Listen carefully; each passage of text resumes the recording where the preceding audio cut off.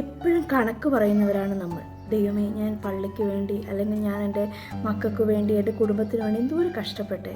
പേടിക്കണ്ട കേട്ടോ. ലൂക്കോസിൻ്റെ സുവിശേഷം 17:10 പറയുന്നുണ്ട്, എന്തെങ്കിലും ചെയ്തിട്ട് ഇതാ പറയേണ്ട വാക്യം എന്നുള്ളത്.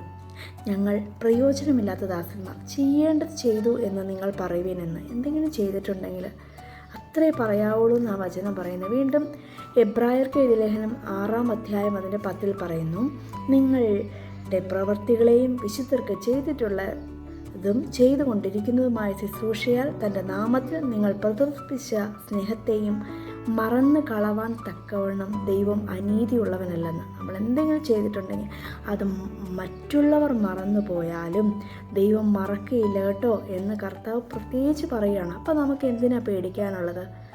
സ്ത്രീയായിലുള്ളവരൊക്കെ കണക്ക് പറഞ്ഞാൽ രക്തസാക്ഷ്യത്തിൻ്റെ കണക്കുകൾ അത്രയൊന്നും നമുക്ക് പറയാനില്ല. നമുക്ക് പറയാനുള്ളത് നമ്മൾ ചെയ്ത കംഫോർട്ട് സോണിലെ കുറച്ച് കണക്കുകൾ മാത്രം. കണക്ക് പറച്ചിലുകൾ അവസാനിപ്പിക്കാം. ദൈവം തന്ന ഡ്യൂട്ടിയാണെന്ന് വിചാരിച്ച്, എനിക്ക് ദൈവം ഇത്രയും കഴിവുകൾ എനിക്ക് തന്നിട്ടുണ്ടല്ലോ എന്ന് വിചാരിച്ച് നമുക്ക് ദൈവത്തെ മഹത്വപ്പെടുത്താം. എല്ലായ്പ്പോഴും ദൈവഭക്തിയോടുകൂടി ഇരിക്കുക. ഒരു പ്രതിഫലമുണ്ടാകും നിശ്ചയം.